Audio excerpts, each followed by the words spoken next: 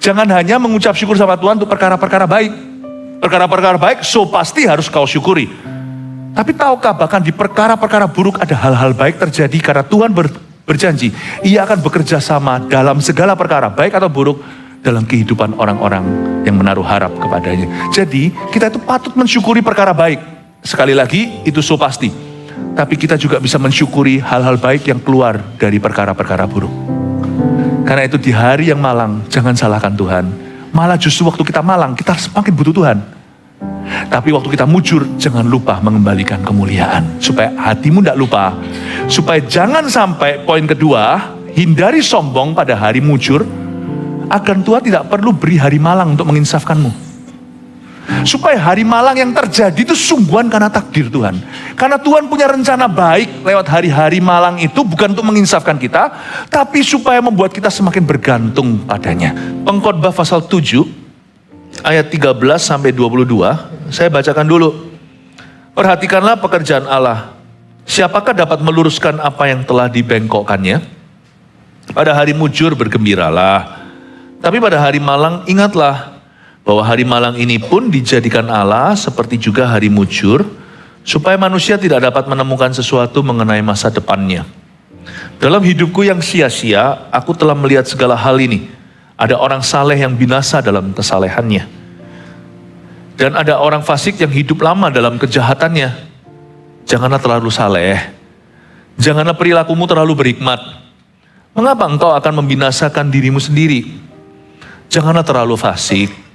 Janganlah bodoh, mengapa engkau mau mati sebelum waktumu? Adalah baik kalau engkau memegang yang satu dan juga tidak melepaskan yang lain. Karena orang yang takut akan Allah luput dari kedua-duanya. Hikmat memberi kepada yang memilikinya lebih banyak kekuatan daripada 10 penguasa dalam kota. Sesungguhnya di bumi tidak ada orang yang saleh, yang berbuat baik dan tak pernah berbuat dosa. Juga janganlah memperhatikan segala perkataan yang diucapkan orang, supaya engkau tidak mendengar pelayanmu mengutuki engkau. Karena hatimu tahu bahwa engkau juga telah kerap kali mengutuki orang-orang lain. Sekali lagi ini adalah lebih tepatnya tulisan Salomo di akhir hidup atau akhir hayatnya. Kedengaran pesimis, karena zaman itu belum ada pewahyuan tentang hidup yang kekal. Jadi mereka kira kalau mati ya sudah, life is so unfair. Kenapa orang baik gak selalu alami yang baik? Kenapa orang jahat juga gak selalu dihukum oleh Tuhan langsung di depan mata? Tapi kedengaran pesimis, tapi kalau kita baca dalam pewahyuan perjanjian baru, luar biasa. Ini mengubah shifting paradigma kita. Kalau kita mau mengubah kelakuan itu jangan ubah kelakuannya. Ubah cara kita berpikir dan cara kita melihat. Perhatikanlah pekerjaan Allah. Dimulai dari ayat yang 13. Siapakah dapat meluruskan apa yang telah dibengkokkannya? Kedengarannya pesimis ya kan? Perhatikan pekerjaannya Tuhan. Ini bukan bicara soal ministry atau pelayanan. Maksudnya lihatlah apa yang Allah buat. Di bawah kolong matahari ini loh. Lihatlah apa yang terjadi. Siapa yang dapat meluruskan apa yang Tuhan bengkokkan? Tuhan memberi kita serenity. Memberi kita the peace of heart. Damai di hati. Tuhan memberikan kepadaku serenity, artinya peace of heart, damai sejahtera untuk bisa mengubah apa yang saya bisa ubahkan. Jangan pasif tuh iman. Kalau kita bisa lakukan sesuatu, lakukan sesuatu. Jangan kita hanya bergantung pada nasib. Dan Tuhan memberikan kepada kita damai sejahtera, perasaan serak di hati. I'm gonna do something about it. Aku akan melakukan sesuatu tentang hal ini. Aku tidak boleh diam saja. Meskipun Tuhan Maha Kuasa, kali ini saya menawarkan diri untuk bekerja sama. Pakailah aku Tuhan, dan pakailah tindakan imanku. Biarkan tindakan iman saya align atau selaras dengan perbuatan tangan Allah. Ingat Rahab si pelacur itu? Dia kan di pihak musuh. Di gerbang Yeriko, di temboknya yang tinggi, ada 2 pengintai masuk. Dia nggak tinggal diam. Sekalipun dia tidak welcome tuh 2 orang Israel, mereka pasti dilindungi Allah. Tetapi dia membuka pintunya. Dengan demikian menerima berkat. Dia berkata, sini aku sembunyikan. Sembunyikan dengan aman. Setelah kaumnya sendiri mencari pengintai itu nggak ketemu, dia lepaskan mereka dan kasih scarlet atau kasih kain ungu turun ke bawah. Dan Tuhan membuat perjanjian dengan wanita ini. Dan setelah itu perempuan ini dan seisi rumah tangganya, ketika terjadi serangan fajar, Yeriko ambruk, mereka selamat semua. Dan Rahab adalah salah satu nenek moyang Tuhan Yesus Kristus. Tuhan bisa tanpa Rahab. Tuhan tidak perlu kita. Tapi kalau Tuhan memberikan pada kita perasaan srek bahwa kita harus melakukan sesuatu, apalagi berupa perintah. Kalau kita dapat rema, do something. Meskipun seolah-olah Tuhan sudah menakdirkan hal ini begini, tapi kadang-kadang Tuhan punya agent of change, Tuhan punya agen perubahan, yaitu Anda dan saya. Apa yang dibengkokkan Allah, apakah sungguh-sungguh tidak bisa diluruskan? Bisa, kecuali Allah meluruskannya. Dan kadang-kadang Allah memakai beberapa orang di antara kita untuk meluruskan sesuatu atau untuk membengkokkan sesuatu. Kita ini harus bekerja sama dengan Tuhan. Kita harus belajar peka.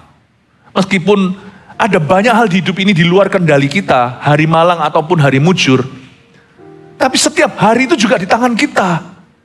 Mari kita tanya sama Roh Kudus, apa peranku today? I will walk with my hands in God. Hari ini aku akan berjalan dengan tanganku bersama dengan tangan Tuhan kita. Tapi jangan lupa Abraham ketika diberitahu, kamu persembahkan anakmu, dia persembahkan Ishak. Sejak hari itu Allah memperhitungkan itu sebagai kebenaran ketika Abraham melangkah.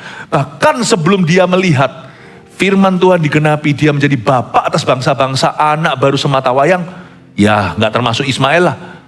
Tapi waktu dia melangkah dalam ketaatan, Tuhan memperhitungkan hal itu sebagai kebenaran. Ayat ini harus dibaca dengan balance, dengan seimbang. Siapa yang dapat meluruskan apa yang telah dibengkokkannya? Tuhan. Dan Tuhan juga mau bekerja sama dengan kita. God gives me the serenity. Tuhan memberikan kepada kita hati yang srek untuk melakukan sesuatu. Kalau perubahan itu bisa terjadi lewat kita. Jangan lemparkan kembali ke Tuhan, kunci kerajaan sorga sudah Dia berikan. Tapi Tuhan juga memberikan kepada kita serenity atau the peace of heart, atau hati kita itu dikasih damai sejahtera untuk bisa menerima apa yang tidak bisa kita ubahkan. Kita mau ngotot mati-matian seperti Daud tuh. Daud berdoa kan, dia puasa untuk anak yang dia kandung, yang dikandung oleh Batsheba. Karena dosa memang wedlock. Dia mati-matian berdoa gitu, gak mau makan sampai abdi-abdi kerajaan, sampai pegawai-pegawainya ketakutan, jangan-jangan raja akan melukai diri sendiri. Waktu anak itu mati, mereka takut beritahukan. Ketika mereka gerusah-gerusu, ketika mereka mulai bisik-bisik, Daud berkata, ada apa? Anak itu sudah meninggal ya? Iya Tuhan, iya Baginda. Daud langsung bangkit berdiri dan makan. Orang-orang berkata, ini edan.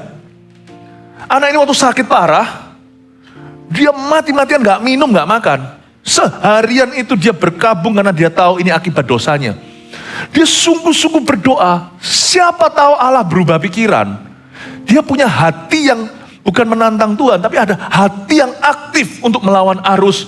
Tuhan, siapa tahu dengan aku doa puasa ini, Engkau akan mengubah haluan dan merubah nasibku. Dia berdoa sungguh-sungguh, tapi waktu akhirnya dalam kedaulatan Allah, Allah menulahi anak ini dan anak ini mati. Ini kokonya Salomo ini. Sebelum nanti Batsheba hamil lagi.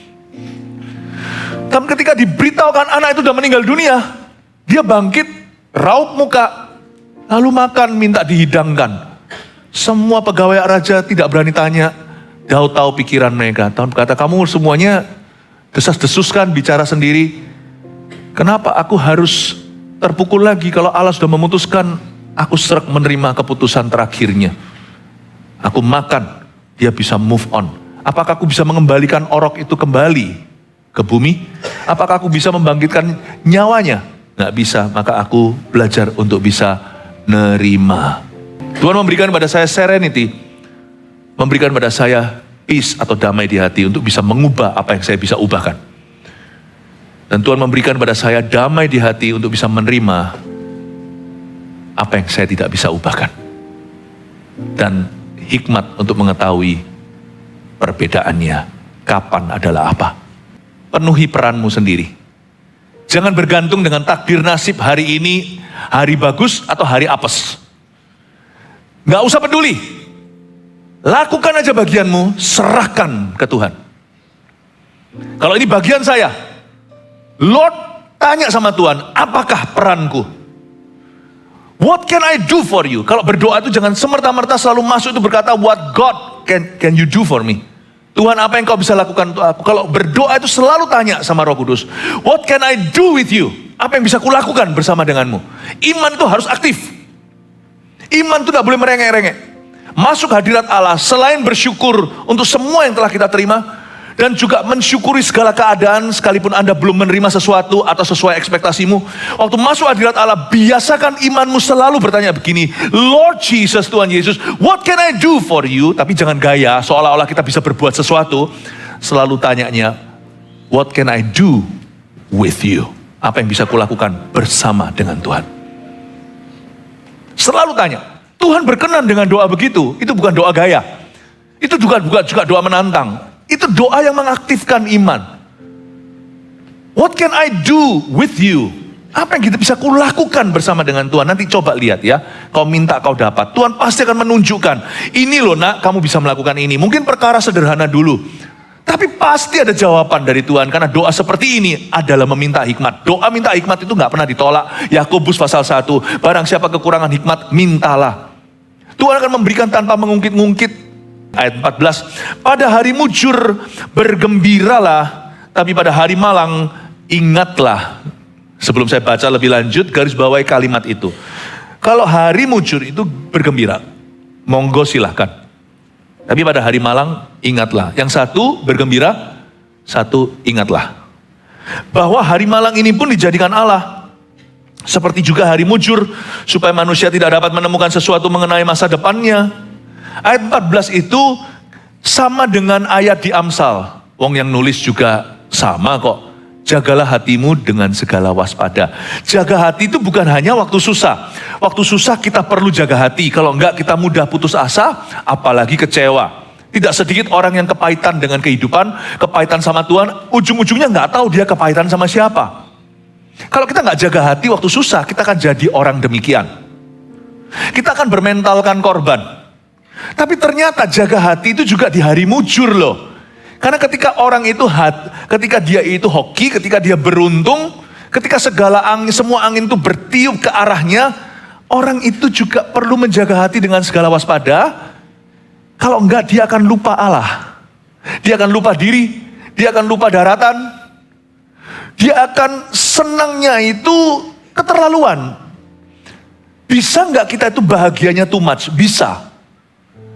Kalau kita bahagia karena materi, perkara-perkara duniawi yang notabene tidak salah, tapi yang sifatnya material saja atau yang sifatnya earthly atau sifatnya berkat-berkat sementara.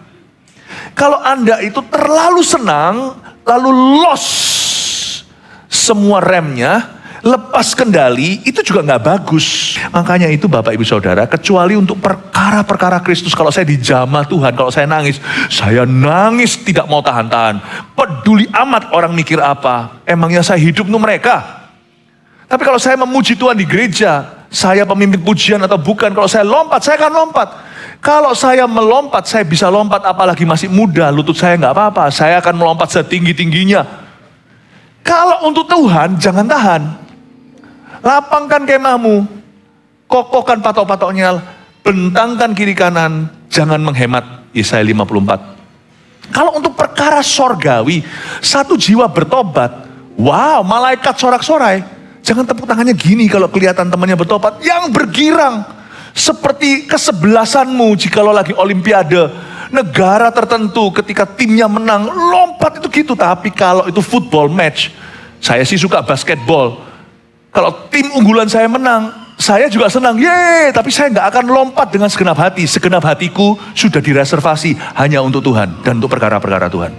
Gini loh Bapak Ibu, kalau Anda senang untuk apapun kecuali yang langsung berkenaan dengan Tuhan, tolong direm senangnya 80, jangan 100.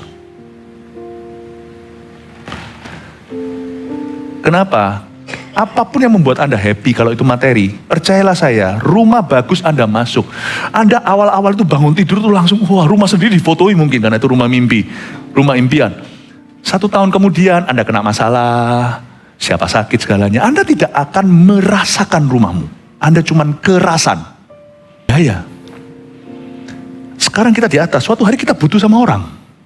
Gak ada orang itu yang has everything, itu gak ada. Jadi kalau kita itu lagi mujur, kita lagi hebat, tolong mawas diri. Miliki visi ke depan bahwa suatu hari mungkin Anda lemah. Amin Bapak Ibu Saudara. Jangan cari musuh. Cari musuh gak cari aja ada. Karena kalau Anda berhasil pasti Anda diiri. Pasti ada orang cemburu. Apalagi kalau Anda itu sungguh-sungguh dengan Tuhan, pasti harus pikul salib. Jangankan pikul salib, tenang aja, gak usah cari salib. Orang akan menyalibkanmu. Jadi kalau diam-diam itu jangan cari musuh, jangan cari gara-gara. Belajar untuk nice sama orang karena kita itu tidak hidup sendirian di dunia. Jadi kalau Anda lagi hebat, jangan gaya. Tapi kalau Anda lagi lemah, please jangan bunuh diri, ambil tali, aku sendiri. Aku sedih, duduk sendiri, ambil tali, mau bunuh diri. Siapa waktu kecil pernah dengar lagu itu? Puji Tuhan, lagu itu jangan didengungkan lagi di sekolah-sekolah. Siapa yang ciptakan lagu itu? Payah deh orang itu. Kan gak pernah kita nyanyikan itu di lagu sekolah, sebagai lagu sekolah minggu. Kalau Anda lagi di bawah, jangan kecewa berlebihan. Kecewamu itu top-topnya kasih angka 55. Kalau mau setengah-setengah itu jangan sama Tuhan. Setengah-setengah itu sama putus asa, sama kecewa. Pernah putus asa? Jujur aja, saya pernah putus asa. Pernah kecewa? Pernah kecewa, sungguhan. Tapi dalam kecewa saya batasi. Kecewa saya itu dosisnya cuma 55 poin di sini. Selebih itu waktu sudah jedok, kena ke plafonnya, sudah top-topnya kecewa. Saya kalau kecewa, putus asa, enggak pernah lebih dari poin 55. Karena sampai jedok di plafon itu, saya akan beritahu pada diri sendiri, hai jiwaku pujilah Tuhan, this is not game over. Karena hari saya kecewa, tunggu bulan depan, tahun depan pun ku tunggu. Ada waktunya, saya akan ada di atas, saya akan bahagia, saya akan menang. Orang bunuh diri itu gelap mata. Lompat dari balkoni. Karena dia tidak bisa melihat lagi bulan depan, minggu depan. Dia tidak bisa melihat nasibnya berubah. Selama ada Tuhan, nasib masih bisa berubah. Rugi kan kita percaya Tuhan tapi tidak percaya bahwa Tuhan memberi kita masa depan. Sekalipun kalau ada orang yang kalah judi, itu pun akibat dosa. Asal Anda bertobat, uangmu tidak tentu kembali. Tapi selama Anda mau bangkit lagi, Tuhan masih akan menyertaimu. Dan janji itu berlaku bahwa aku tidak mendatangkan kecelakaan. Kecelakaan ini akibat ulahmu sendiri, tetapi aku bisa mengubahkan. Sakyus pun bisa diubah, siapapun juga. Paulus pun, orang Saulus yang pendosa itu pun bisa berubah.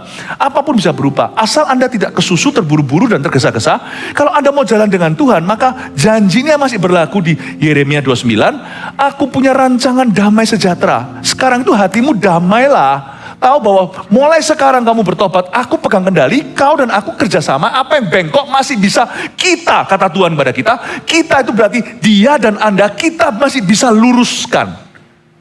Perlu waktu memang, tapi kalau kamu jalan sama aku, masih ada masa depan penuh pengharapan.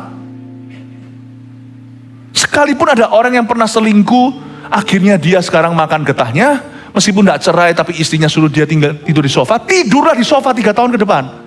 Tidurlah di sana sama Tuhan, tapi jangan tidur dengan wanita lagi. Kecuali sama pasanganmu. Jalani. Tuhan masih punya rencana.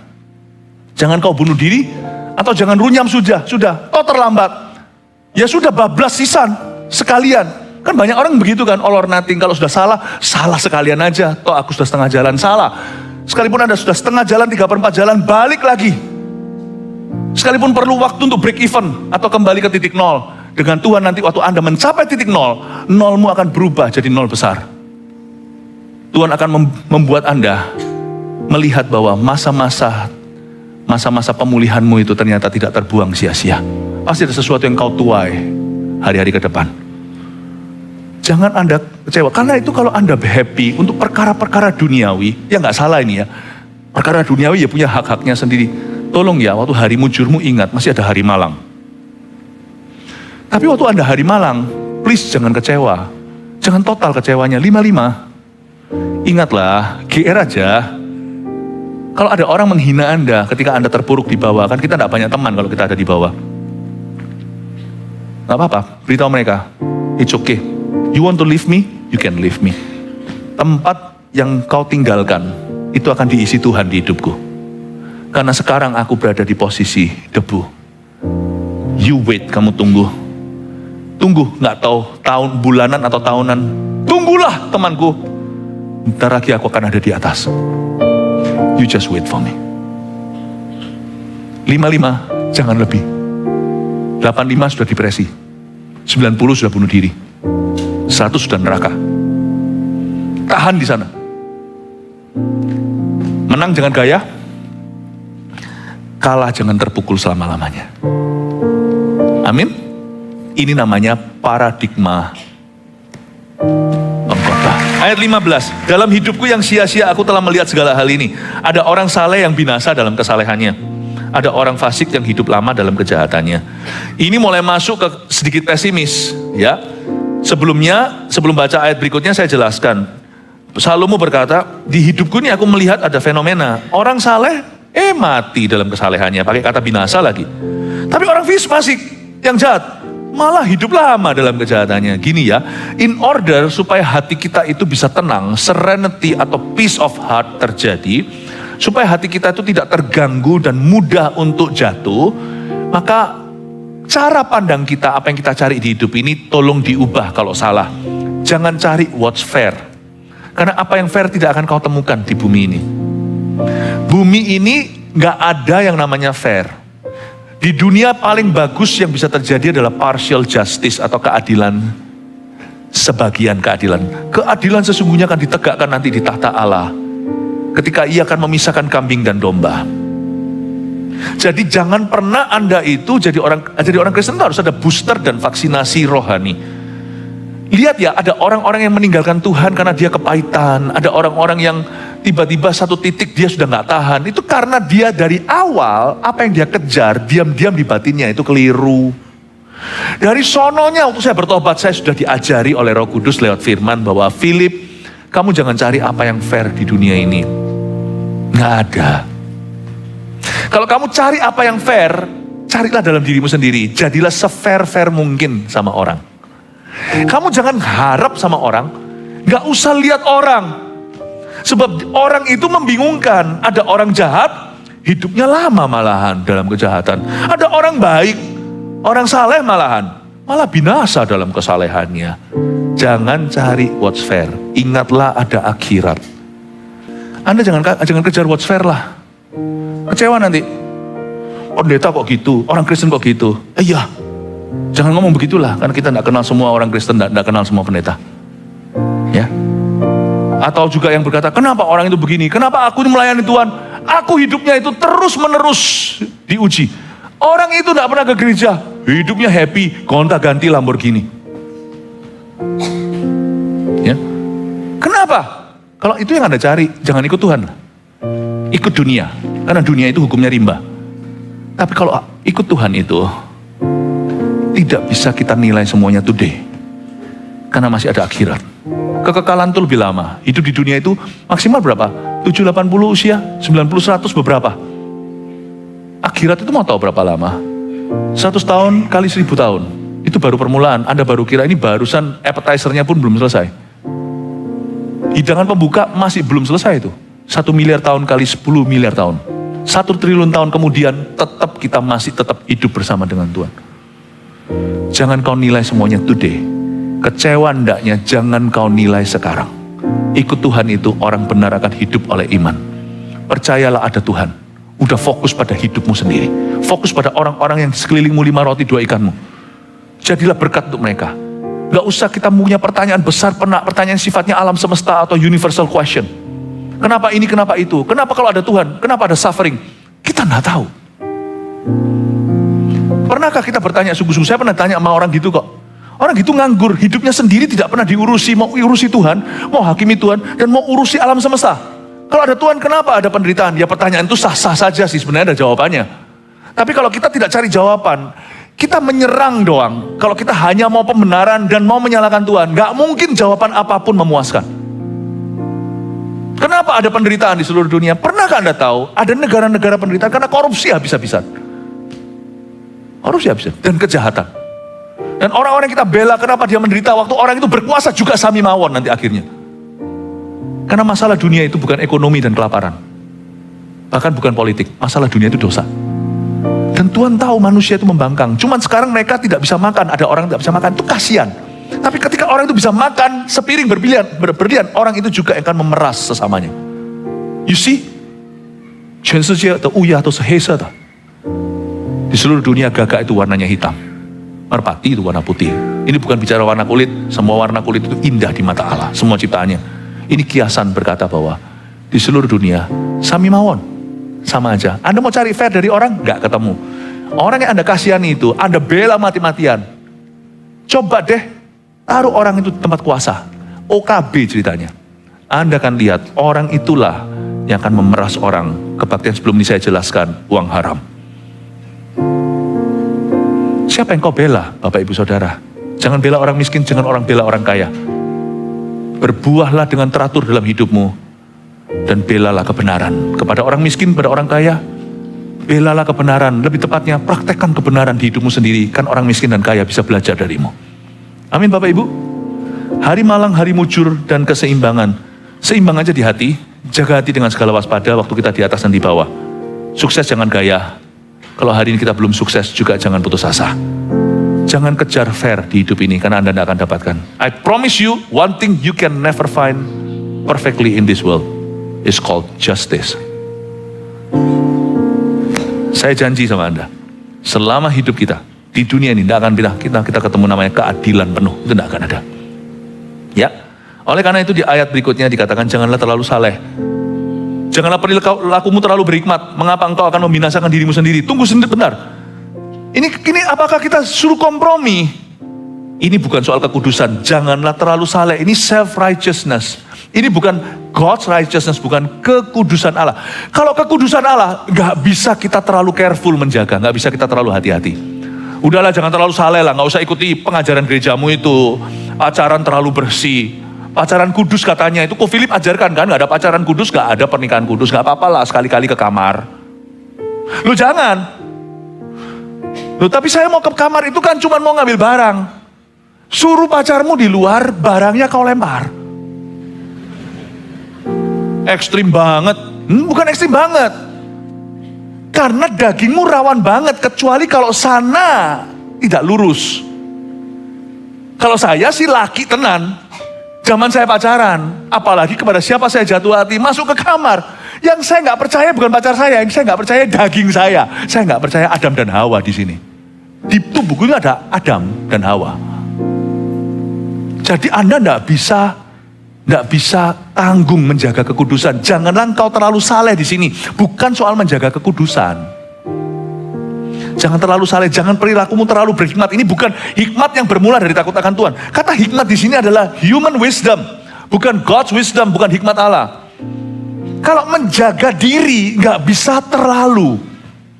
Kita sudah jaga terlalu aja masih sekali-kali jatuh. Ya enggak anak-anak muda, jangankan anak-anak muda, orang-orang tua juga sama. Kalau kita nggak punya prinsip yang tegas, misalnya minggu gampanglah kebaktian mana nanti kita lihat ke share-share, whatever will be, nggak jadi. Doa kalau juga begitu, jangankan doa, nge-gym aja loh. Harinya nggak fix, jam berapa misalnya, seminggu berapa kali. Lama-lama kita pandai beralasan, minggu ini masih olahraga, minggu depan terlalu banyak halangan. Ya enggak? Kita itu kalau nggak jaga sungguh-sungguh terlalu saleh dan terlalu berhikmat, apapun yang kita jaga pasti kebobolan. Saleh di sini kalau yang artinya God's righteousness atau kesalehan Tuhan. Hikmat di sini adalah hikmat Tuhan yang bermula dari takut akan Allah. Tapi ayat ini bukan soal hikmat Allah, tapi hikmat manusia. Jangan terlalu saleh lah. Jangan perilakumu terlalu hikmat. Pernah enggak Anda lihat orang yang saking takutnya sama kuman? Dikit-dikit. Dilihatin orang aja. Dilihatin padahal. Yang pertama kena COVID nanti yang orang itu. Anda pernah lihat nggak? Anak-anak yang di jalanan itu, bukan anak jalanan, itu anak kampung. Itu pas banjir, misalnya menggenang lagi musim hujan, renang. Habis renang, mau telanjang begitu, pulang ke rumah besok sekolah. Anak-anak kita yang kaum rumahan, Coba cemplungkan sekali, cuma sampai lutut kaki. Balik rumah udah hajing. Untuk hal-hal yang tidak terlalu prinsip, jangan terlalu radikal. Apalagi hal-hal yang tidak berkenaan dengan righteousness, peace, joy in the Holy Ghost. Righteousness, peace, and joy in the Holy Ghost. That's the kingdom of God. Righteousness, kebenaran. Peace, damai sejahtera. Joy, sukacita in the Holy Ghost, dalam Roh Kudus. Untuk hal-hal seperti itu, jaga kekudusan hubungan sebelum pernikahan. Nggak jaga aja mata masih bisa jelalatan. Bapak Ibu Saudara, untuk yang prinsip tolong yang radikal. Untuk yang tidak prinsip, jangan terlalu fasik, jangan bodoh, mengapa engkau mati sebelum waktunya. Adalah baik kalau engkau memegang yang satu dan juga tidak melepaskan yang lain. Karena orang yang takut akan Allah luput dari kedua-duanya. Hikmat memberi kepada yang memilikinya lebih banyak kekuatan daripada 10 penguasa dalam kota. Sesungguhnya di bumi tidak ada orang yang saleh, yang berbuat baik dan tak pernah berbuat dosa. Dengan kata lain, dalam bidang apapun, dalam konteks apapun, ayat 20 ini bukan pesimis menuduh semua orang itu berdosa, enggak. Tidak semua laki sama. Kalau di sini ada perempuan yang punya pikiran, all men are the same. Not really, you haven't met all men. Anda belum ketemu dengan semua pria. Kalau di sini ada laki-laki yang berkata, all women are the same. Anda belum ketemu semua perempuan. Tapi ayat 20 ini artinya sederhana. Sesungguhnya di bumi tidak ada orang yang saleh, yang berbuat baik dan tak pernah berbuat dosa. Kalau kamu menunggu sampai orang sempurna, baik itu dalam percintaan, baik dalam pekerjaan, dalam pelayanan, you tidak akan pernah ketemu. Dan akan forever menunggu, tidak pernah mengambil keputusan apa-apa. Akan selalu melihat ke awan, tidak pernah menabur sesuatu. Sesungguhnya di bumi nggak ada orang itu, orang yang saleh dan yang berbuat baik, tidak pernah berbuat dosa. Ya, karena itu tolong jangan mempersulit hidupmu sendiri. Apa yang jatuh tempo harus Anda putuskan. Aku menunggu jurusan yang sempurna. Beberapa orang tidak pernah kuliah gonta-ganti segalanya. Sungguhlah sebenarnya yang sempurna bukan jurusannya. Orang ini yang nggak sempurna, orang ini tidak komitmen pada apa-apa. Peduli amat sana ngambil apa, ambil aja satu. Riset dulu, due diligence-nya dilakukan. Terima nasihat dari orang benar, jangan terima nasihat dari teman-teman yang rusak. Terima nasihat dari teman-teman gereja, dari papa mama, kalau papa mamanya takut akan Allah. Sekalipun papa mamanya bukan Kristen, paling tidak ambil wawasan duniawinya. Tanya, tunggu jurusan sempurna, gak ada anak muda. Ambil aja satu. Setelah Anda ambil semua keputusan, notabene memang Anda tidak pandai membuat keputusan, segala sesuatu selalu ragu. Tapi kalau Anda sudah lakukan risetnya, udahlah, 1, 2, 3, 4 jurusan itu bang tuh, jendela, wah. Salah ya, itu lanjutannya gak enak. Anak-anak muda yang gak tahu gak apa-apa, yang tahu ini kita tahu usianya berapa. Udah yang panjang jadi. Ambil satu aja, studi itu. Peduli amat itu jurusan tepat atau enggak. Kalau Anda tepat hati, Anda tekuni dari situ, Tuhan menuntunmu ke segala sesuatu. Hari mujur, hari malang, dan keseimbangan. Keseimbangan di antara mujur dan malang karena kita tidak tahu apa yang terjadi dengan kita adalah keputusan. You make a good decision in life. Buat keputusan yang baik itu perjodohan, baik itu pekerjaan. Mau tunggu pekerjaan yang baik, yang tepat, nggak ada. Pekerjaanmu sempurna, lalu habis itu jatuh sakit. Nggak ada keadaan yang perfect, itu nggak ada. Di antara hari malang dan hari mujur, ada peran kita serenity di sisi kita. I will make a good decision out of a good knowledge. Aku akan membuat keputusan yang baik dari pengetahuan yang baik. Sisanya aku serahkan ke Tuhan yang mengerti takdir hidupku. Amin Bapak Ibu. Salah satu hal yang membuat kita jangan terlalu dipikiri, jangan terlalu berhikmat. Banyak orang tuh mikiri yang gak perlu. Bukan mikiri sesuatu yang sifatnya menggali potensi. Bukan memikiri sesuatu yang sifatnya konstruktif atau membangun. Juga janganlah memperhatikan segala perkataan yang diucapkan orang supaya engkau tidak mendengar pelayanmu mengutuki engkau. Baca itu coba. Don't take every word people say too seriously. Jangan terlalu serius mikirkan semua orang-orang yang mengatakan siapa dan siapa. Anda tuh gak kenal. Kenapa ngapain hidup untuk orang-orang itu? Kecuali kalau Anda memang perlu mempertimbangkan kata-kata orang-orang yang perlu Anda dengarkan. Orang-orang yang memang punya peran dalam hidupmu. Orang-orang yang sungguh-sungguh, orang-orang yang Tuhan taruh di posisi untuk menuntut pertanggungjawaban daripadamu. Orang-orang yang punya pengaruh yang membangun dalam hidup Anda. Dan Anda perlu pikirkan, jangan masuk telinga kiri, keluar telinga kanan. Tapi ngapain Anda itu pikirkan kita tuh pikirkan kata-kata dan kalimat yang keluar dari orang-orang yang tidak peduli sama sekali tentang hidup kita. Yang mereka inginkan hanyalah menghancurkan dan mengganggu damai sejahteramu. Nggak usah pikirkan semua perkataan itu terlalu serius. Jangan. Dari sumber-sumber yang tidak perlu. Jangan kau pikir. Dan saya juga tidak peduli kok. Saya tidak mau dihakimi oleh karena masa-masa down saya. I don't want to be judged by my worst moments, by my low moments. Saya tidak mau. Saya tidak mau. Karena itu saya tidak pernah. Orang-orang yang sejati Tuhan taruh di hidupku itu bukan yes man. Tapi orang-orang yang bisa memberi saya masukan yang membuat saya mengubah paradigma saya. Orang-orang yang saya izinkan bicara di hidup saya adalah orang-orang yang menantang my value, nilai saya. Orang-orang yang menambahkan sesuatu, kadang-kadang perlu mengurangi sesuatu, perlu menghardik, menegur, mengoreksi kita. Kita perlu dengarkan. Kalau orang tidak bisa dengarkan orang sama sekali, mentang-mentang dia rasa dia bisa dengarkan Tuhan, orang itu sudah sesat hati. Tapi kalau orang dengarkan semua, hatinya liberal, sebentar lagi dia depresi. Jangan perhatikan semua perkataan diucapkan orang. Nanti jangan-jangan kau dengar pelayanmu mengutuki engkau. Saya tidak mau dikutuki. Untuk masa-masa di mana saya sedang low dan struggle sesuatu, ketika saya masih mencoba to figure out atau mencoba untuk menemukan suatu nilai yang saya dapatkan, saya tidak mau. Karena itu saya tidak izinkan perkataan orang masuk ke saya. Saya tidak bisa hentikan orang cuap-cuap. Tapi saya bisa menghentikan cuap-cuap mereka masuk ke kupingku, jatuh ke telingaku. Kadang-kadang saya bahkan tidak bisa menghentikan cuap-cuapan orang di kuping atau mungkin di sosmed. Tapi ke hatiku itu imigrasi sendiri. Sorry, saya yang kasih visa. Apa yang boleh masuk, apa yang enggak. Ngapain gua pikiri?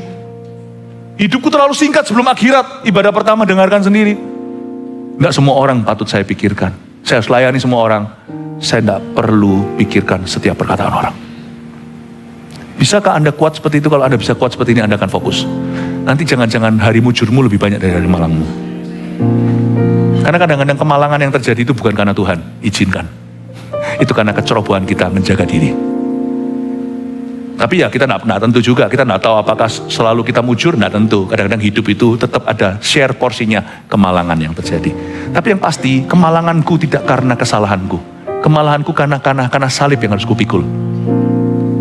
Ya, jangan sampai kemalangan kita adalah karena kebodohan kita. Berapa orang itu merasa dirinya malang, every day itu seperti tercuri damai sejahteranya, sukacitanya terambil. Ya salah sendiri, wong Tuhan tidak pernah izinkan itu diambil kok. Kenapa Anda berikan mahkotamu kepada orang-orang yang tidak perlu? Why? Ada hari-hari yang kita sebut sebagai bad day, hari yang buruk buat kita. Waktu kita pikir-pikir lagi, sebenarnya hari itu tidak harus buruk loh. Kau buang sendiri karena kau dengarkan semua perkataan. Ya, terakhir karena hatimu tahu bahwa engkau juga telah kerap kali mengutuki orang-orang lain. Ini luar biasa ini disclaimer-nya. Ini adalah neutralizer yang menetralisi. Coba pikirkan, berapa kali kita juga cuap-cuap. Kita nggak lepas dari kesalahan ini. Berapa kali kita ngomong sesuatu tentang orang, kita gampang komentar. Tapi kita nggak mikiri sungguh. Sebelum itu kita tidak riset dulu. Kita tidak sungguh-sungguh pikirkan apa yang akan kita lontarkan. Bahkan kita sendiri tidak menguasai materi. Kita omongkan, sudah terlanjur kedengaran. Setelah orang itu terganggu damai sejahteranya. Dan kita nggak tahu. Pokoknya kita ngomong aja asbun asal bunyi. Setelah itu kita pulang. Emang gue pikiri, kita nggak mikir. Tapi kasihan orang itu mikir terus. Yang bodoh siapa? Ya orang itu. Berapa kali kita kerap kali juga mengutuki orang-orang lain tanpa kita pikirkan dampaknya. Dan setelah kita ucapkan, kita sendiri tidak mikirkan. Dulu kamu pernah bilang gini. Lupa. Itu orangnya pasti langsung cegek di dalam hatinya. Loh, gitu gua pikirin 2 tahun. Dia setelah mengucapkan 2 detik, 2 menit, lupa dia. Bapak, Ibu, Saudara, kalau Anda mau melihat hari-hari malangmu menjadi hari-hari mujur, dan hari-hari mujurmu akan membawa berkah yang luar biasa, renungkan janji-janji Tuhan, firman Tuhan, perintah Tuhan, dan plus kasih ruang untuk terima masukan dari source sumber-sumber yang bisa dipertanggungjawabkan. Saya percaya hidupmu pasti beda. 3 poin sini Anda bawa pulang ke rumah sebagai review apa yang kita pelajari. Nomor 1, manusia memuji diri pada hari mujur dan menyalahkan Tuhan pada hari malang. Catatlah, ini kebiasaan yang salah. Hari malang, hari mujur dan keseimbangan. Jangan jadi orang yang demikian.